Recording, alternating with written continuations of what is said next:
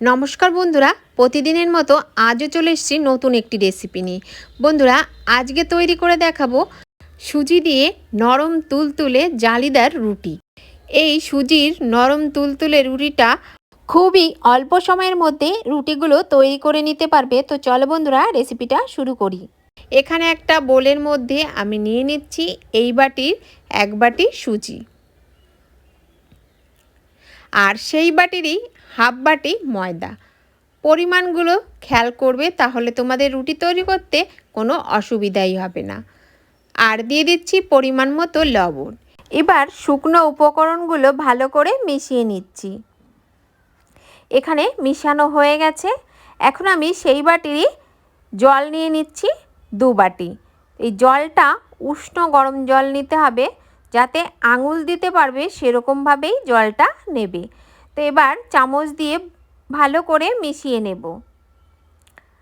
আর ভিডিওটা স্কিপ না করে সম্পূর্ণ ভিডিওটা দেখার জন্য অনুরোধ রইল। তো দেখো, এখানে আমি মিশিয়ে নিয়েছি ভালো করে। এখন একটা মিক্সিং জার নিয়ে নেব। এবার এই মিক্সিং জারের মধ্যে সুজির মিশ্রণটা ঢেলে নেব।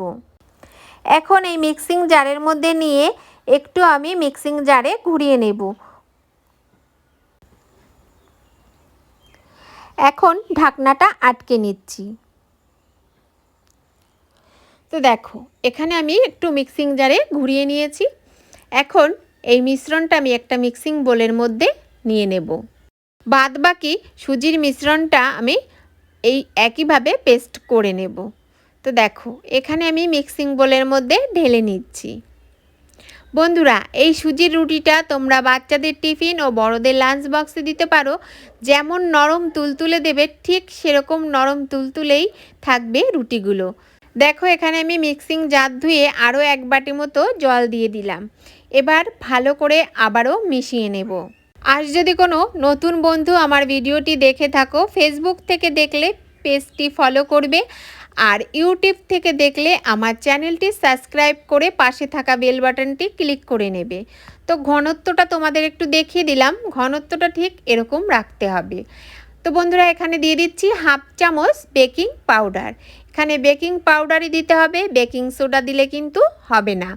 এখন ভালো করে মিশিয়ে নিচ্ছি। তো দেখো, এখানে কিন্তু আমি মিশিয়ে নিয়েছি।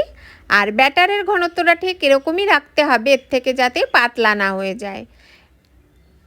গ্যাসে ফ্রাই প্যান বসিয়ে দিয়েছি। ফ্রাই প্যানটা গরম হওয়ার পর ঠিক এইটুকু তেলই দিতে হবে। এবার তেলটা আমি ভালো করে ব্রাশ করে নিলাম। এই তেলেই কিন্তু আমি সম্পূর্ণ রুটিগুলো তৈরি করে নেব। এবার আমি এখানে হাফ বাটি মতো সুজির গুঁড়া দিয়ে দিলাম। দিয়ে একটু এইভাবে ফ্রাই প্যানটা ঘুরিয়ে গোল করে নিচ্ছি।